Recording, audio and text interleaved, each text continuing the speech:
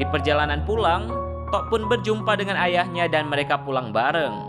Si ayah pun memberikan sejumlah uang kepada Top supaya ia bisa memilih kampus yang dia sukai, namun ditolak mentah-mentah. Tapi pada akhirnya, Top kembali belajar di universitas. Loh, kok bisa Top berkuliah padahal dia lagi nggak punya uang? Ternyata suatu malam, Top mengambil sebuah jimat dan menjualnya dengan harga 100.000 baht atau setara dengan 42 juta rupiah. Top pun beralasan kalau dia terpaksa menjual jimat tersebut sebagai pengganti dana pendidikannya. Itulah kenapa Top bisa sampai di tempat ini. Tapi belajar dan mendengarkan pelajaran seperti ini bukanlah gayanya si Top. Jadi temannya pun dititipkan alat perekam selagi Top pergi meninggalkan kelas yang membosankan itu. Top kemudian datang mengunjungi pacarnya yang sedang ada kelas drama. Karena tidak bisa diajak makan mie, Top akhirnya pergi sendiri. Namun di perjalanan, ia pun melihat sebuah papan reklame di mana event bazar makanan diadakan. Begitu tiba di situ, rasa semangat yang tak terbendung dari hati Top langsung disalurkan dengan mempelajari peralatan di pameran tersebut. Dimulai dari cara kerja mesin dan makanan yang dihasilkan. Namun ada satu mesin yang menarik perhatian Top, yaitu mesin pemanas kaca chestnut.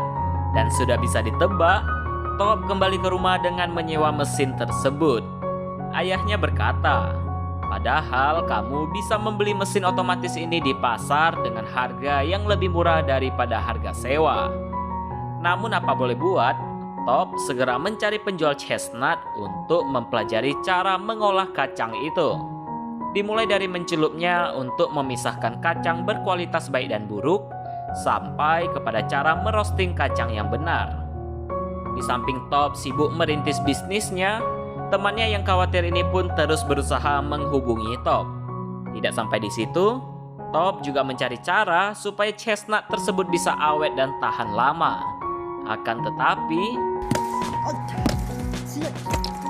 hasil roasting tersebut kemudian dibawa ke rumah untuk dicicipi. Ibu, paman, dan juga klien ayahnya berkata kalau chestnut yang di-roasting oleh Top memiliki rasa yang nikmat. Berbekal respon yang positif itu, Top pun langsung pergi untuk menyewa tempat berdagang di sebuah supermarket. Dan gerai itu bernama Taukenoi Chestnut. Namun di hari pertamanya, penjualan kacang tampaknya tidak selaris dugaannya. Langsung saja, Top memperbaiki caranya mempromosikan makanan tersebut.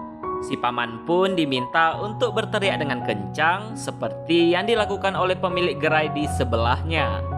Di saat menemani pacarnya belanja pun, Top benar-benar mencurahkan isi hatinya kepada bisnis chestnutnya itu.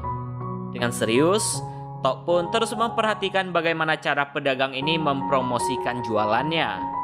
Si paman pun mengabari kalau kondisi gerai begitu sepi, meskipun gerai lainnya sedang tutup.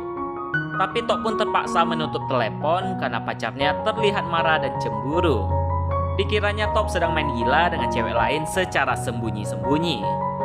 Selagi menunggu pacarnya ke toilet, lagi-lagi Top mendapatkan ide segar setelah melihat sekumpulan peminta donasi berada di depan toilet. Jadi permasalahan dagangannya yang tidak laku mungkin saja karena lokasi yang kurang strategis. Langsung saja Top mengajukan pemindahan gerai ke pintu masuk supermarket dengan biaya tambahan. Si paman yang menyarankan Top untuk bertanya dulu ke orang tuanya malah nggak digubris. Dan akibatnya, dagangan pun sepi tak berpenghuni. Di tengah ujian, ponsel Top pun terus berdering di depan kelas.